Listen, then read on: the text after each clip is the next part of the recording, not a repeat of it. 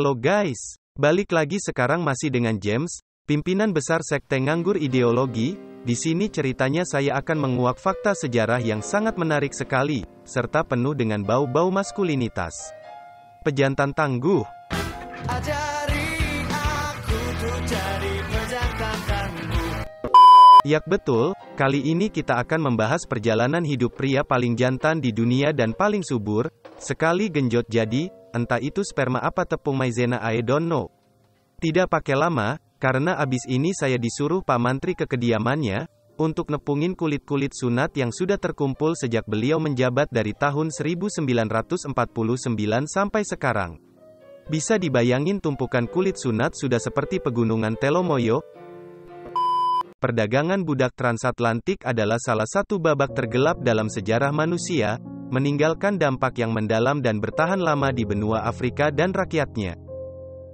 Di tengah kengerian dan kekejaman perdagangan ini, ada orang-orang yang menanggung penderitaan yang tak terbayangkan dan memainkan peran penting dalam melanggengkan sistem perbudakan. Salah satunya adalah Pata Secha, seorang budak yang dibeli khusus untuk menghamili para budak wanita. Anjir! Pata Secha, juga dikenal sebagai Roque Jose Florencio, lahir pada tahun 1828 di Sorocaba, Sao Paulo, Brasil. Dia ditangkap dan diperbudak oleh pemilik tanah bernama Joaquim José de Oliveira. Setelah ditangkap, dia bekerja sebagai buruh ladang dan juga sebagai budak pembibitan, artinya dia dipaksa melakukan hubungan seksual dengan banyak wanita yang diperbudak untuk menghasilkan lebih banyak anak yang nantinya anak-anak itu akan menjadi budak. Anjir! Emang manusia laknat tak bermoral itu si Oliveira.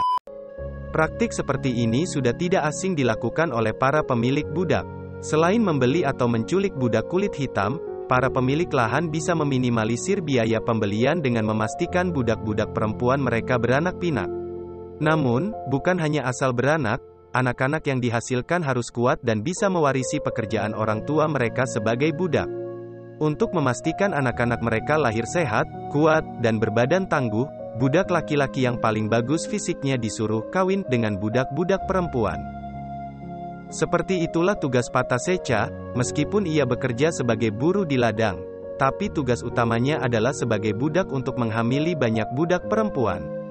Setiap hari, ia wajib menyetubuhi budak perempuan untuk menebar benihnya.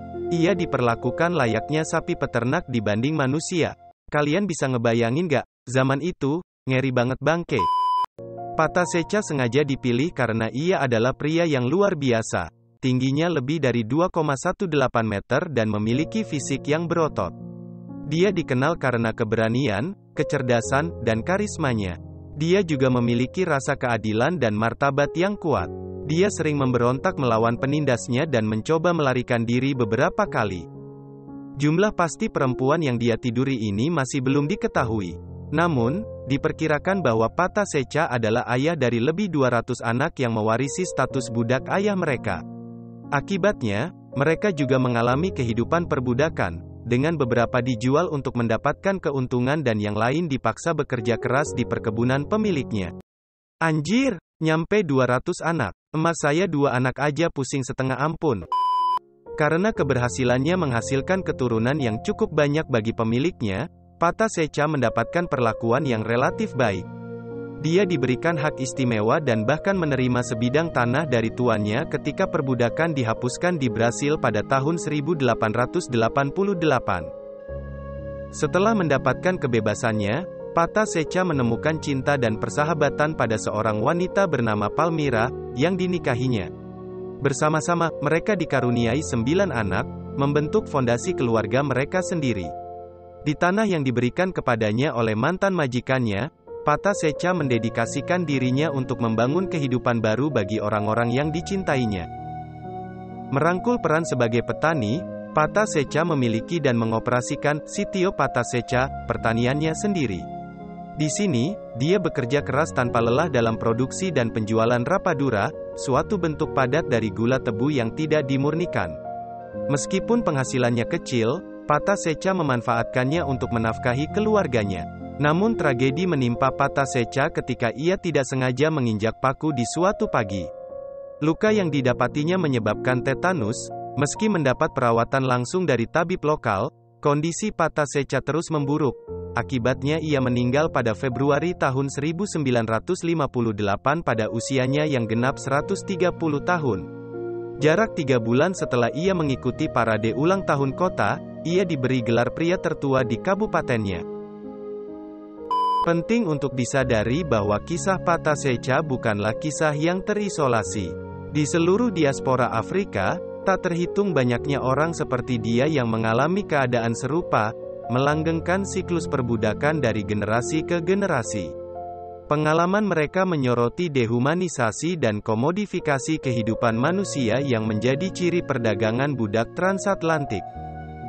Hari ini, warisan Patasecha dan orang lain seperti dia berfungsi sebagai pengingat ketidakadilan yang mengakar yang menimpa orang-orang Afrika selama periode kelam sejarah ini. Sangat penting untuk mengakui dan menghadapi kenyataan menyakitkan dari perbudakan untuk memastikan bahwa kekejaman seperti itu tidak pernah terulang. Dengan mendidik diri kita sendiri tentang kengerian masa lalu, kita dapat memperjuangkan masa depan yang berakar pada kesetaraan, keadilan, dan rasa hormat untuk semua manusia, terlepas dari ras atau asal mereka. Saat kita merenungkan kehidupan Patasecha, mari kita mengingat ketangguhan dan kekuatan luar biasa dari individu-individu yang menanggung perbudakan. Kisah-kisah mereka memaksa kita untuk menentang segala bentuk penindasan dan bekerja menuju dunia di mana martabat dan hak setiap orang dilindungi dan dihargai. Nah, barusan saya agak serius sekali membahas sejarah kelam perjalanan hidup pejantan tangguh Patasecha. Saatnya kita chill-chill dulu gasieh. BTW, terlepas dari perbudakannya ya, okelah perbudakan itu jahat ya, tak berperi kemanusiaan, tak bermoral dan sebagainya. Tapi saya mengagumi sosok Patasecha itu sendiri seperti ikon maskulinitas loh. Bayangin aja, 249 wanita, dan jadi anak 200, di zaman sekarang mana ada, siapa, aktor bokep, kakek Sugiono, paling kurang lebih 100 orang? Itu pun pakai obat ya kalau di zaman sekarang, dan pastinya ada aktingnya juga. Nah kalau Patasecha ini natural, dan dia juga bisa hidup sampai 130 tahun, itu pun meninggalnya karena infeksi. Ya pastinya kita gak tahu umur seseorang sih, tapi dari kisah-kisahnya dia, kita bisa berkaca, bisa mengambil hikmahnya juga, mentang-mentang hidup udah enak, apa-apa tinggal emak, apa-apa mudah. Tentunya kita harus ingat tujuan kita lahir ke dunia itu apa, apakah terus nganggur, jadi beban keluarga, pro sama anti tulang punggung? Ya begitulah hidup teman-teman. Oke dah, terima kasih kalian semua udah antusias nyimak. Semoga saya cepet umrohin emak bapak. See you.